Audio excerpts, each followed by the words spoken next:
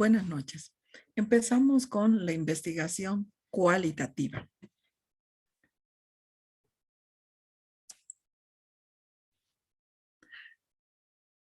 Vamos a empezar esta unidad temática que es Fundamentos de la Investigación Cualitativa. En esta unidad tendremos la evolución de la investigación científica, los paradigmas de investigación, las dimensiones ontológicas, las características de la investigación cualitativa, las diferencias y complementariedad a la vez que el decálogo de la investigación cualitativa. ¿Por qué incursionar en la investigación cualitativa? Por diferentes razones. Entre las principales tenemos las siguientes. Brinda la posibilidad de explorar nuevos fenómenos muy complejos que no se puede con la investigación cuantitativa. Sobre todo cuando queremos comprender cuáles son las motivaciones de las personas para hacer algo, para, para realizar alguna acción, para comportarse de una manera, cómo perciben las personas ciertos fenómenos, formas, elementos, cuáles son las actitudes que tienen frente a diferentes situaciones, qué interacciones tienen los seres humanos entre sí en diferentes contextos y los simbolismos. Cómo las personas tienen un mundo simbólico, qué significa para nosotros cada uno de los elementos y que nos sirve para relacionarnos o para entender el mundo en el que vivimos. Todas estas áreas no se pueden realizar con la investigación cuantitativa. La investigación cualitativa detalla situaciones, eventos, personas e interacciones, comportamientos, simbolismos que son observables y que se conocen por medio de la voz de sus participantes, sobre todo el ser social y humano. La evolución de la investigación científica. Vamos a tener antecedentes desde el 1600 a.C., en el cual se hacían sobre todo manuales de diagnóstico de tratamientos de enfermedades, donde se detectaron 48 tipos de heridas y sus explicaciones. Esos son como antecedentes. Luego se tuvo investigaciones sobre el mundo racional basado desde la geometría, las matemáticas y la experimentación. También era interesante para el 476 la influencia del mundo islámico basado en la experimentación y la cuantificación para desarrollar la ciencia. Para el siglo XV, lo que interesaba era redescubrir el mundo y comprender el mundo con los estudios analíticos. Hasta el siglo XVIII se trabajó entre el debate de la inducción y la deducción del mundo observado. La inducción a partir de estudios particulares y la deducción para comprobar si las leyes se aplicaban en esos mundos particulares. Ya para el siglo XX surgió la investigación aplicada, donde se pensaba utilizar la investigación para contextos o disciplinas particulares. Pero ya para esta época había un cuestionamiento ético y existencial sobre las transformaciones mentales. Haciendo una línea histórica sobre la investigación, tenemos desde los griegos, desde Tales de Mileto, que estudiaba el fenómeno desde una explicación natural, Demócrito, con su teoría del átomo, pero eran estos dos filósofos los que fueron base para el pensamiento epistemológico en la investigación y sus posteriores repercusiones. Platón, que concebía el mundo de las ideas y el mundo del ser, posteriormente convirtiéndose en la escuela idealista, escuela epistémica idealista, que fue base para los estudios cualitativos. Aristóteles con el razonamiento deductivo e inductivo, que fue también base para los estudios cuantitativos y positivistas. En la Edad Media tenemos desde Alhazen, que creía más en la experimentación y las matemáticas. Avicena, que también se basaba en el método aristotélico. Santo Tomás de Aquino, que adoptaba el pensamiento aristotélico y el razonamiento deductivo. Robert de Grosset, franciscano, precursor de la filosofía moderna, igual que Alhazen, trabajaba sobre la experimentación. Ya para el Renacimiento, era Galileo Galilei, con la investigación del método experimental y el razonamiento inductivo, que realizaba observaciones a base de hipótesis para extraer de ellas, mediante la deducción matemática, los resultados. Francisco de Bacon, que incorporó la estadística a la investigación empírica. Descartes, que fue un matemático, físico y filósofo, que planteó el método cartesiano como estrategia de investigación. E Isaac Newton, con todos sus aportes sobre la física y la investigación. Pero fueron, ya para la unificación y deducción de la investigación, fueron David Hume, quien, basándose en el razonamiento humano de los hechos, que se basaba en la experiencia y la observación empírica, para proponer el método empírico inductivo. Fue Charles Sanders Peirce quien trabajó la inducción y la deducción en un contexto de complementariedad, donde para lo cual se escogía una hipótesis verdadera. Sobre todo sus aportes hacia la pragmática y el uso de la investigación aplicada, sobre todo en los textos, no solamente en texto, en palabras, sino en imágenes. Fueron Karl Popper quien trabajó sobre todo el criterio de la demarcación en una investigación, que debe ser susceptible a la verificación porque se puede dar en algún momento para plantear las pruebas e investigación. Fue Thomas Kuhn, el filósofo científico estadounidense, quien dio unos aportes importantes sobre los paradigmas. Paradigma es una forma de pensar que tiene la comunidad científica en un contexto determinado. Es un conjunto de experimentos modélicos, decía él. Es un conjunto de esquemas teóricos que pueden ser adoptados por un grupo de expertos o la comunidad científica. Las investigaciones se ponen a prueba por su capacidad de resolver problemas.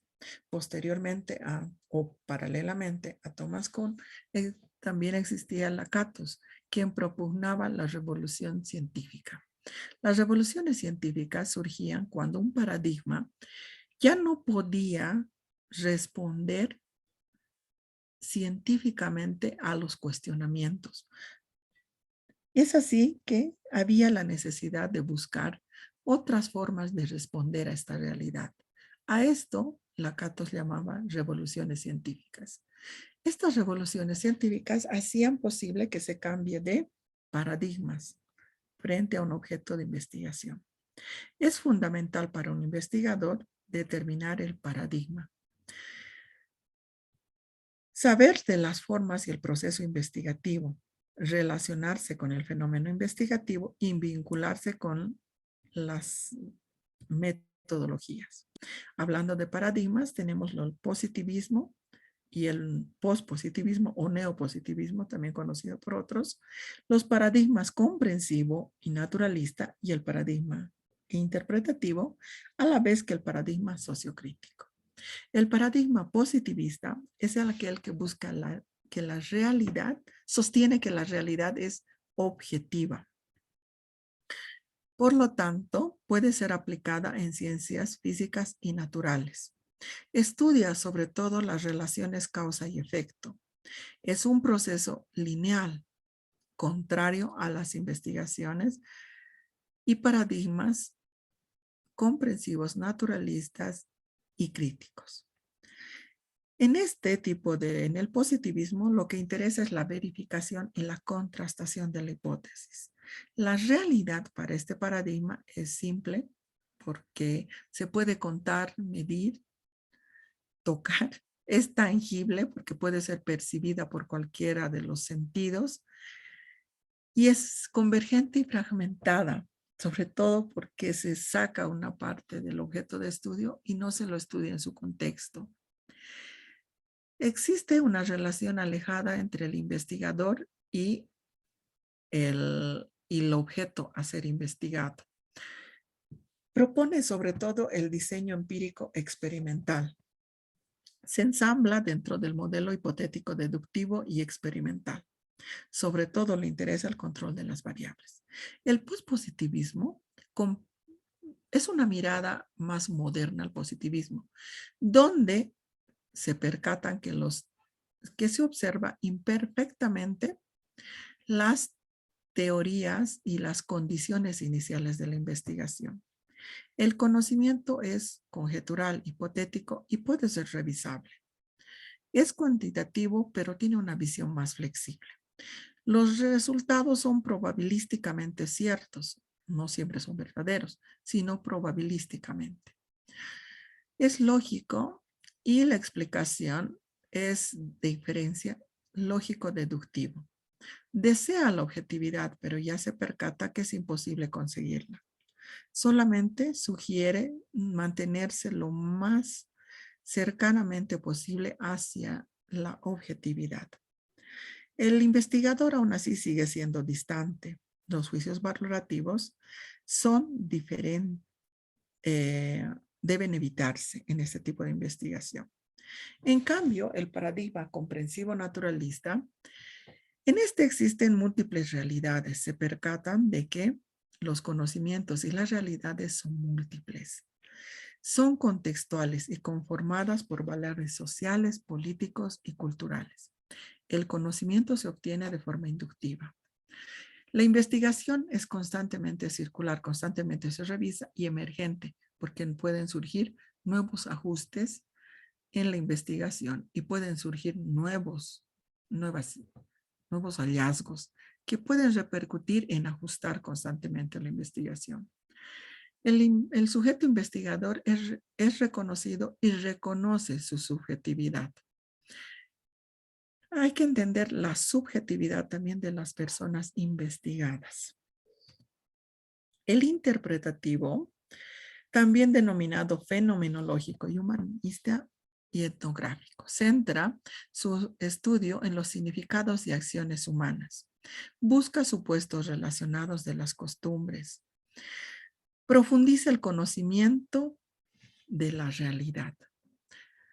Manifiesta más y estudia más una totalidad, abordando un fenómeno complejo. Tiene un carácter inductivo. El investigador contempla la realidad desde un enfoque holístico. Conserva una postura naturalista. El método cualitativo es de naturaleza humanista y los escenarios, cualquiera de los escenarios y personas son susceptibles de ser estudiados.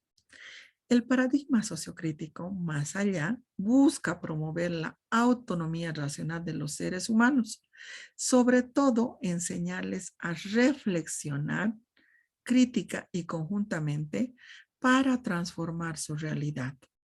Este enfoque promueve la participación masiva, donde el investigador tiene las siguientes tareas para analizar los cambios. Dar solución al problema a partir de la autorreflexión, pero no solo del investigador, sino del grupo que quiere cambiar su realidad. Establecer el vínculo entre investigador y el objeto de estudio. Aplicar la observación participante para ello. Estar predispuesto a la orientación del servicio y mantener una interacción constante. Existen dimensiones epistemológicas y ontológicas a ser consideradas en la investigación cualitativa. El enfoque cualitativo tiene las siguientes características. Es holístico porque estudia el fenómeno como un todo y no fragmentado en variables.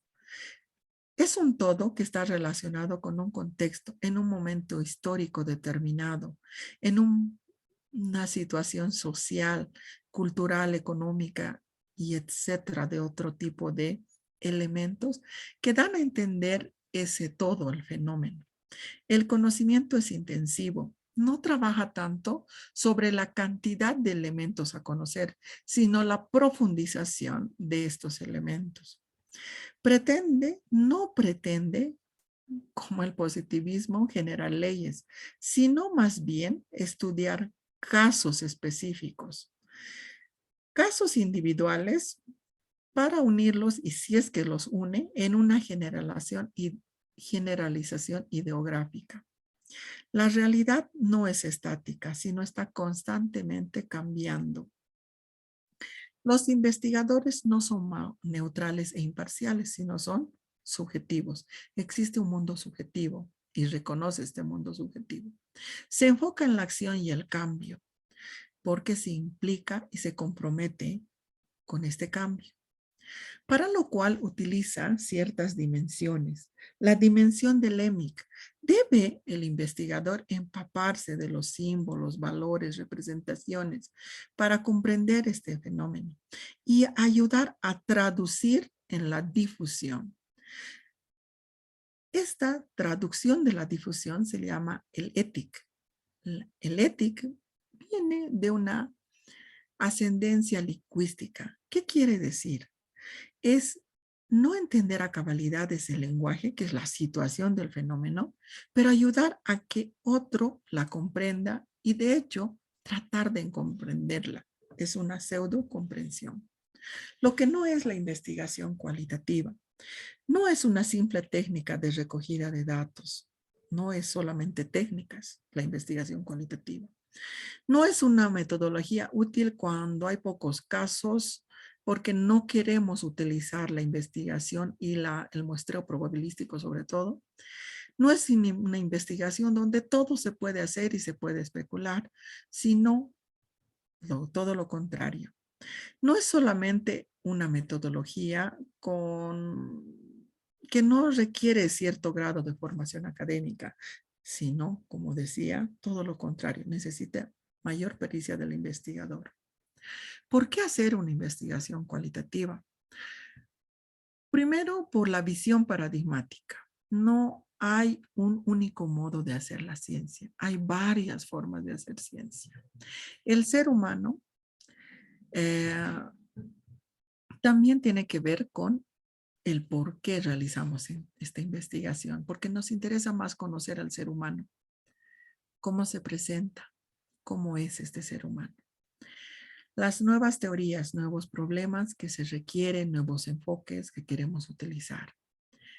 Cuando se escoge una investigación cualitativa, cuando el conocimiento del fenómeno quiere ir más allá, sobre todo a generar la comprensión sobre el mismo.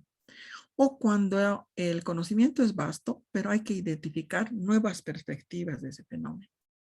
Algunos conceptos claves que también hay que revisar.